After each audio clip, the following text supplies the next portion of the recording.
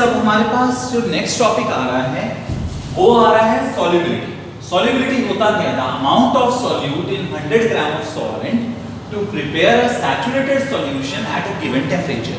Last lecture में हमने देखा था saturated solution, unsaturated solution and super saturated solution, जिसमें हमने कहा था कि सैचुरेटेड सॉल्यूशन क्या होता है? In which no more amount of solute could be added further even at a given temperature. तो अब क्या है? The amount of the solute in 100 gram of solvent. हम लोग हर 100 ग्राम में हम लोग मेजर करते हैं eight a given temperature. Means temperature condition क्या होना चाहिए? कांस्टेंट। अगर टेंपरेचर आप बढ़ाते हैं तो वो कंडीशन आप बात करेंगे सुपर सैचुरेटेड का। तो अभी हमने क्या किया? एट अ गिवन टेंपरेचर हमारा कांस्टेंट होना चाहिए। तो the amount of solute in 100 gram solvent, तो हमारा जो सॉल्यूट है वो कितने में होना चाहिए? हर 100 ग्राम सॉल्वेंट में हम मेजर करेंगे। तो अब बात ये आती है कि भाई अगर ऐसा है तो अभी तक हमने देखा सॉल्युबिलिटी में कि amount of solute in 100 gram solvent to prepare a saturated solution at a given temperature. तो उसमें अगर हम लोग सॉल्युबल कर रहे हैं किसी चीज को तो बोल रहे हैं तो उसका कंसंट्रेशन कितना होगा?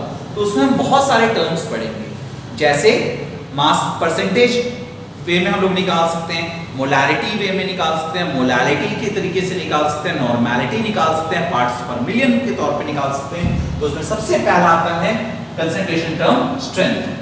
What is strength? तो मास ऑफ सॉल्यूट पर लीटर ऑफ सॉल्यूशन। कितना सॉल्यूट है 1 लीटर में, इसको आप यूनिट दोगे ग्राम पर लीटर। अब ग्राम पर लीटर एक एग्जांपल के तौर पे देखते हैं हम इसको। अगर आपको आ जाए 20 ग्राम NaCl इन 5 लीटर सॉल्यूशन, कितना मैंने कहा बेटा? 20 gram sodium chloride in 5 litre solution.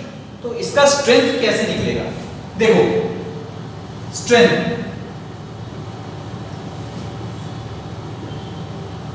देखो बेटा स्ट्रेंथ कैसे होता है? आपको मैंने क्या किया? मास ऑफ सॉल्यूट पर लीटर ऑफ सॉल्यूशन। तो 1 लीटर में कितना? 20 ग्राम किसमें है? 5 लीटर में। यहां पर देखो तो 20 ग्राम NaCl इन 5 लीटर, या आप क्या लो इसको उल्टा कर देते हैं, 5 लीटर सॉल्यूशन कितना है? 20 ग्राम NaCl। ठीक है, तो 1 लीटर में कितना हो जाएगा? 1 लीटर में कितना हो जाएगा सॉल्यूशन में?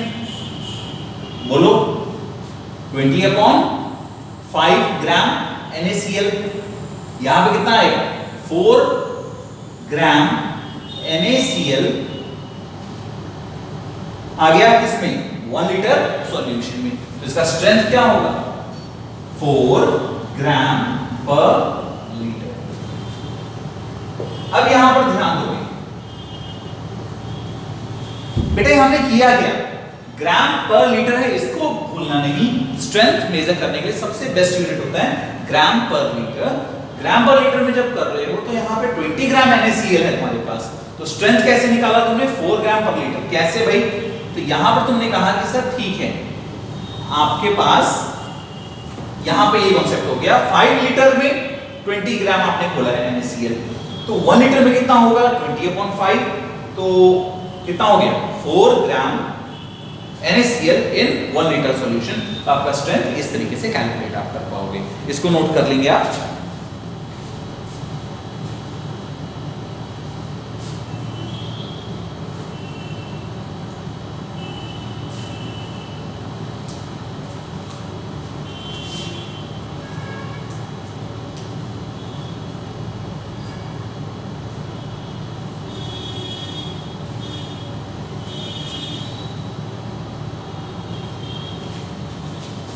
तो स्टूडेंट्स अभी तक जो हमने पिछले में देखा वो क्या देखा था? स्ट्रेंथ। अभी जो हम लोग देखने जा रहे हैं दैट इज परसेंटेज।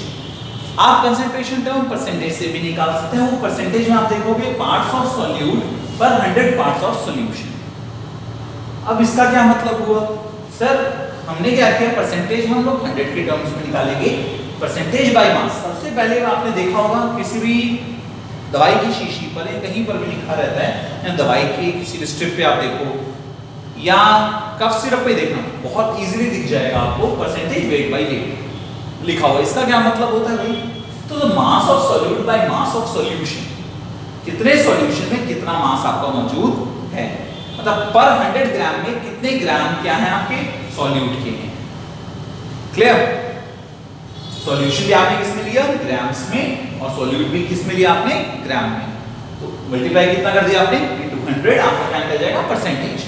तो भाई कैसे, अगर वहीं पे लिखा है 40% HCl weight by weight, weight by weight का क्या मतलब है, 40 ग्राम HCl इन 100 ग्राम सॉल्यूशन। 40 ग्राम HCl इन कितना हो गया, 100 gram of solution. Sir solution भी कभी लीटर, ग्राम, हर तरीके से मेजर किया जा सकता है। अगर तुम लोग सर ग्राम में मेजर कर पाएंगे तो बिल्कुल, उसको एक बीकर में रखो, पहले बीकर को क्या रखो, खाली रखो, उसको तुम क्या करोगे, मेजर करोगे, ठीक है, वेट मशीन पे। खाली बीकर में तुम क्या रखो, HCl पोर करो, और जैसे HCl डालोगे उसके बाद उसको वेट करके देखो, तुम्हें HCl का वेट पता चलेगा। तो अब बातें ये आती है कि ठीक है सर, हमारे सामने परसेंटेज मास बाय मास आ गया। इसमें जो नेक्स्ट जो परसेंटेज आता है वो क्या आता है, percentage weight by volume, percentage mass by volume. मतलब मास ऑफ सॉल्यूशन नहीं होगा, यहां पे क्या हो जाएगा, वॉल्यूम ऑफ सॉल्यूशन। तो volume of solution should be in millilitre, यहां क्या हो जाएगा, ml। सिमिलर, और यहां पर क्या होगा, weight by volume.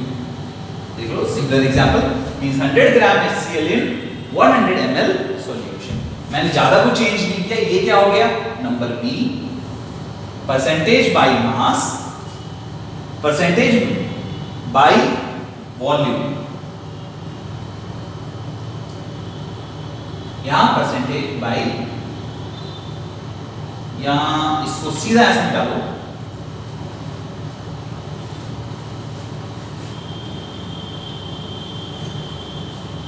Mass percentage, एक होता है वॉल्यूम परसेंटेज, एक मास अपॉन वॉल्यूम परसेंटेज।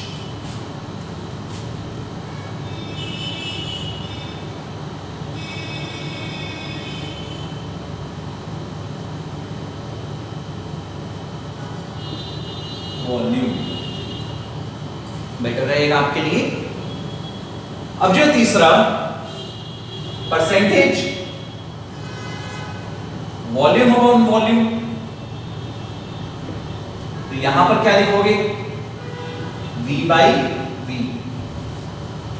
मास की जगह क्या आ जाएगा यहां पे, दोनों में वॉल्यूम, और यहां पे क्या 40% HCl, यहां पे भी क्या हो जाएगा, W की जगह वॉल्यूम अपॉन वॉल्यूम। 40 ग्राम क्या हो जाएगा यहाँ पे, 40 ml HCl इन 100 ml सॉल्यूशन। इन तीनों के साथ अपनी बातें यहाँ पे कंप्लीट होती हैं, इसकी परसेंटेज की। आप नोट कर लो, फिर अभी नेक्स्ट कंसंट्रेशन टर्म हम लोग पढ़ने जाएंगे।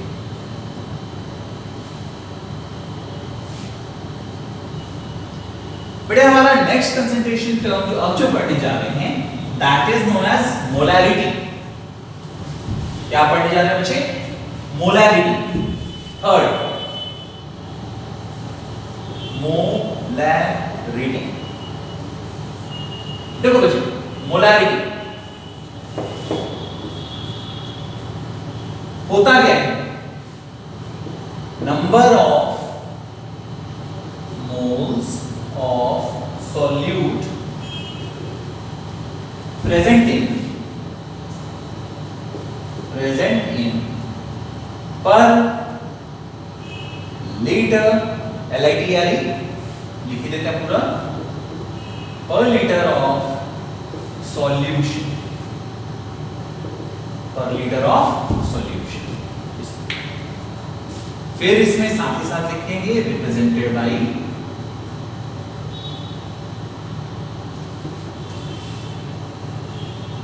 Letter, represented by capital M।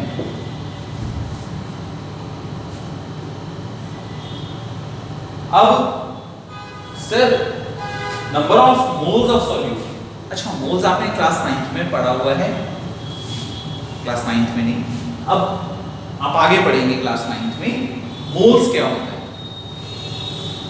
1 mole of any substance is equal to 6.022 into 10 to the power 23 atom, molecule or ions present in the given sample। तो भाई होता क्या है, मोल्स अगर हम लोग बातें करें, या फिर से समझ लो, number of mole of substances क्या होते हैं?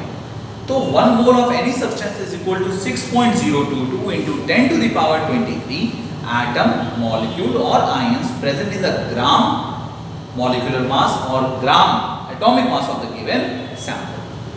Suppose अब यहाँ पर हम लोग बात करें number of moles of solute present in per litre of solution. तो ये नंबर ऑफ मोल्स हम लोग चिल्ला तो रहे हैं। तो यहाँ पर बातें आती है रिप्रेजेंटेड बाय कैपिटल M। इसका एक छोटा सा फॉर्मूला आता है, वो क्या आता है भाई, वो देखो। तो molarity is equal to number of moles of solute by volume of solution in litre. Volume of solution in litre. इसको तुम और क्या लिख सकते हो? अच्छा, मोल निकालने का तरीका, given mass of substance by molar mass of substance multiplied by, अब ये वॉल्यूम से डिवाइड कर रहे हैं तो ये कहां जाएगा, इस साइड आएगा। तो volume of solution in litre, ठीक है, volume of solution in litre. अब तुमने बात किया है, ठीक है sir, volume of solution in litre, पहले इसको नोट कर लो फिर आगे बढ़ते हैं, ठीक है। अब इसको कैसे लिखा जा सकता है बेटा, वो समझो। फिर एक एग्जांपल के थ्रू वो पूरा क्लियर कर देते हैं। सपोज अगर मैं तुम्हें कहूं कि ठीक है sir, molarity is equal to given mass by molar mass, volume of solution, volume of solution किस में लिया था वॉल्यूम तुमने सॉल्यूशन का? अगर तुम ले लो इसको मिलीलीटर, इसमें ले लिया मिलीलीटर, लीटर से क्या करते हैं मिलीलीटर, तो मिलीलीटर, लीटर को तुम अगर मिलीलीटर में कन्वर्ट कर तो डिवाइडेड बाय 1000, तो इसमें डिवाइड बाय 1000 करेंगे तो ऊपर कितना आ जाएगा, इनटू 1000। इसको देखो, given mass by molar mass into volume of solution into क्या हो गया ऊपर में 1000। ये हुआ तुम्हारा कंसंट्रेशन, तो क्या कहलाएगा वो, मोलैरिटी।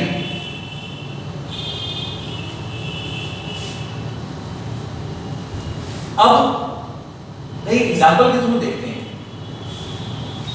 इसको, पहले आप इसको नोट कर लो फिर हम लोग इसको एग्जांपल के थ्रू देखते हैं।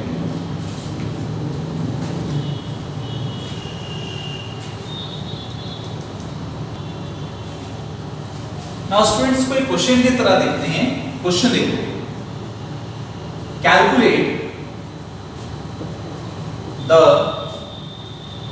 calculate the molarity of solution obtained by dissolving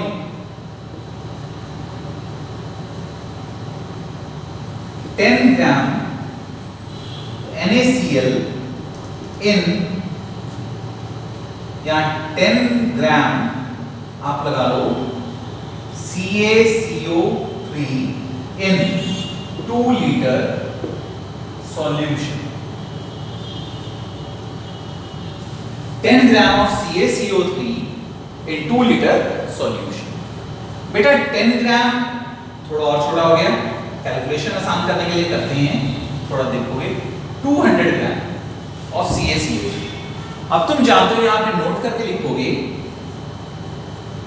ये तुमने जूनियर क्लासेस में पढ़ रखा है, CaCO3 कैल्शियम का मास कितना होता है 40 ग्राम, कार्बन का 12 ग्राम और ऑक्सीजन का, एक ऑक्सीजन का 16, तो 3 का कितना हो जाएगा 16 into 3, तो ये कितना हो जाएगा 40 plus 12 plus 12 plus 48 is equal to, देखो तो इसको ऐड करके कितना आएगा 100 ग्राम।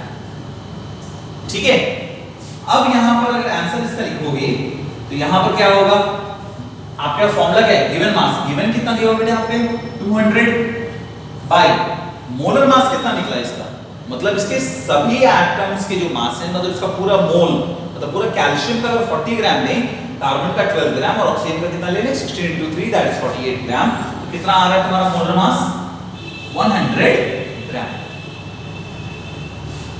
200 ग्राम बाय 100 ग्राम, यूनिट पहले अभी हटाए थे आसानी के लिए, multiplied by volume of solution litre, कितना लीटर दिया आपने 2 लीटर, 2 लीटर का मतलब कितना हो गया 2000 ml। तो यहां पर अगर इसको लीटर में करोगे तो कैलकुलेट कर सकते हो, मगर यहां पे तुम्हारा क्या है ग्राम्स में है, तो अब यहां पर क्या आएगा इनटू 1000। चाहो तो 2 लीटर में तुम कैलकुलेट कर लो, कोई दिक्कत नहीं होती है। अब इसको कैलकुलेट कर लेते हैं, सीधा डिवाइड कर दिया, यहां से ये कट गया और ये यहां से 1। अब इस तरह का सॉल्यूशन हो गया जिसमें 200 ग्राम CaCO3 इन 1 लीटर सॉल्यूशन, इसका मोलैरिटी कितना आ जाएगा, सिर्फ 1 मोलर सॉल्यूशन। नोट कर लो,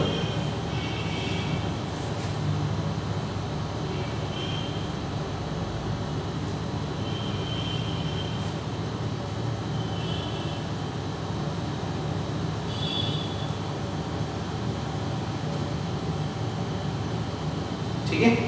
अब आगे बढ़ते हैं,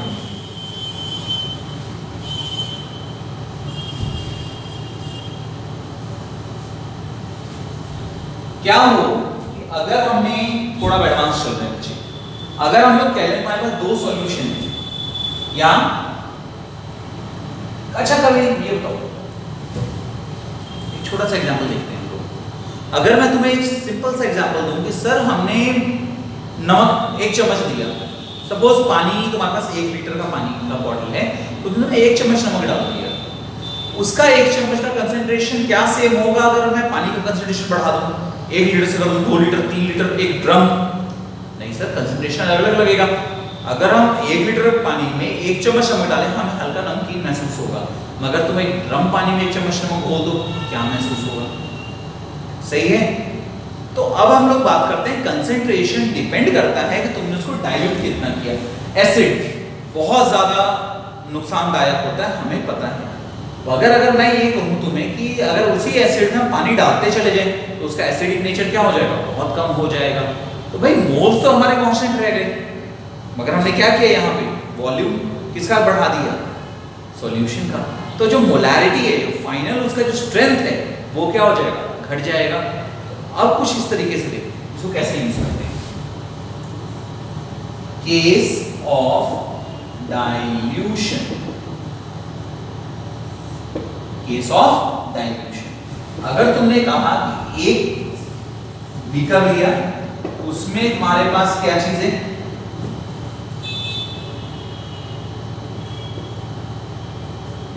M1 मोलैरिटी का HCl है और वॉल्यूम ऑफ सॉल्यूशन क्या है V1, वॉल्यूम क्या है V1।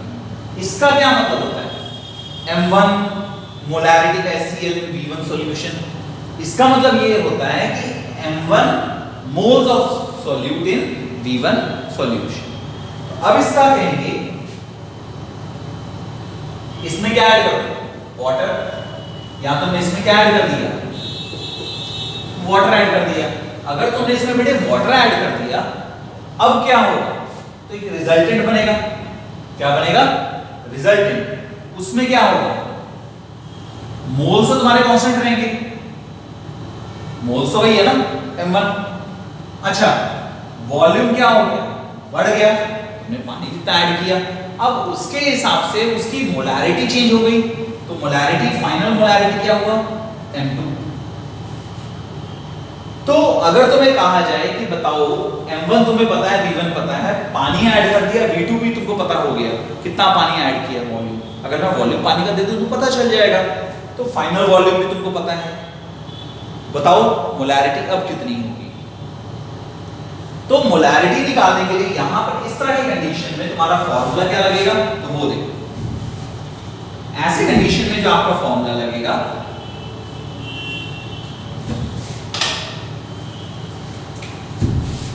कंडीशन में ऐसे में फॉर्मूला क्या लगेगा, m1 v1 is equal to m2 v2। इस फॉर्मूले को बहुत ध्यान से तुम स्टडी करो।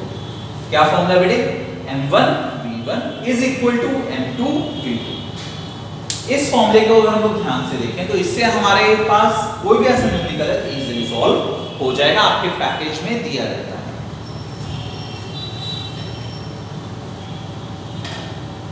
इसको जब तक नोट करेंगे आप तो हम लोग आगे बढ़ेंगे।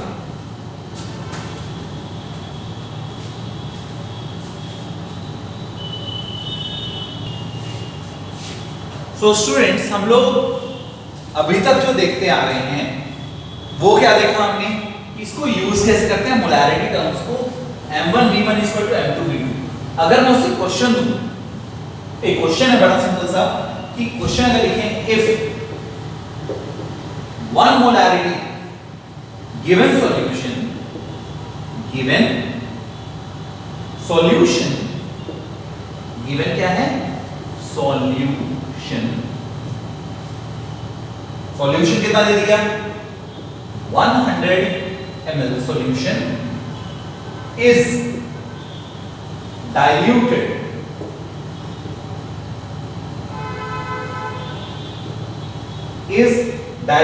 till the final molarity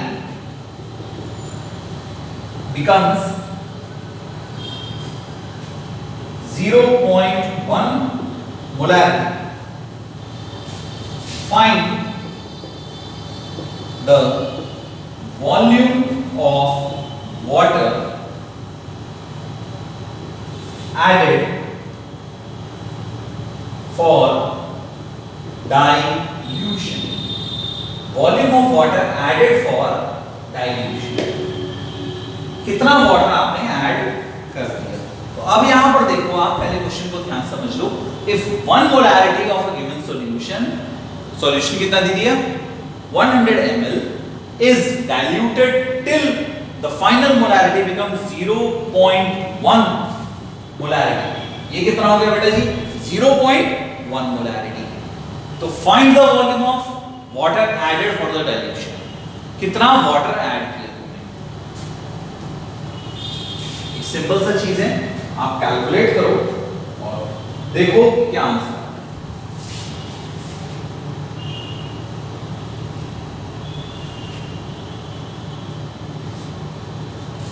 या इसको अगर हम थोड़ा सा चेंज करें, 100 ml से करते हैं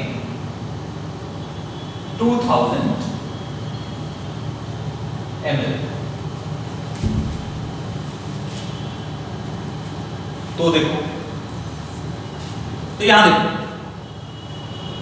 1 मोलैरिटी, तो यहां पर कितना है, m1 v1 is equal to m2 v2।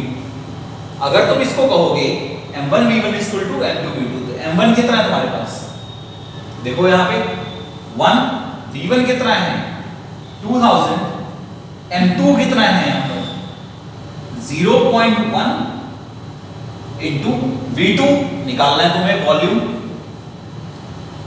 कैसे निकालोगे,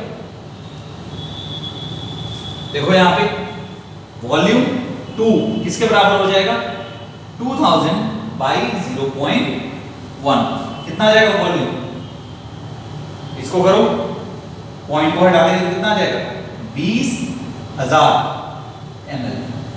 तुमने क्या कर दिया, 0.1 करना है, तो 2000 से कितना कर दिया तुमने 20,000 ml। तो यहां पर कर रहा है तो find the final volume of the water added तुमको निकालना। तो एडेड कैसे निकालोगे, जब हमने 20,000 ml कर दिया, 2000 से कितना कर दिया 20,000, तो फाइनल वॉल्यूम कितना निकलेगा, मतलब volume of water added.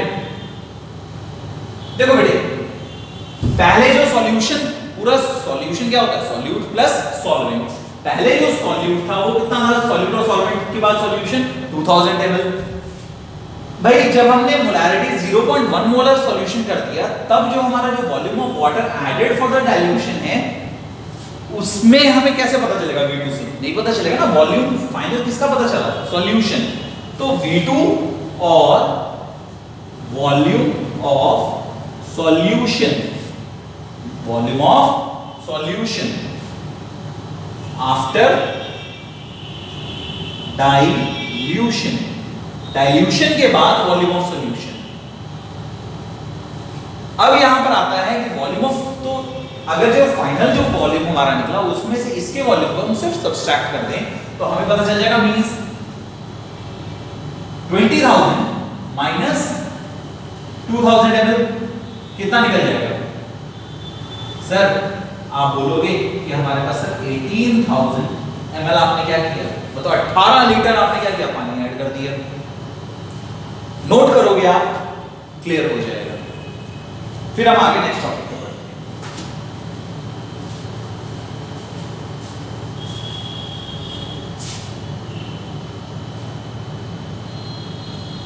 Thanks for watching. Don't forget to like the video. And don't forget to subscribe.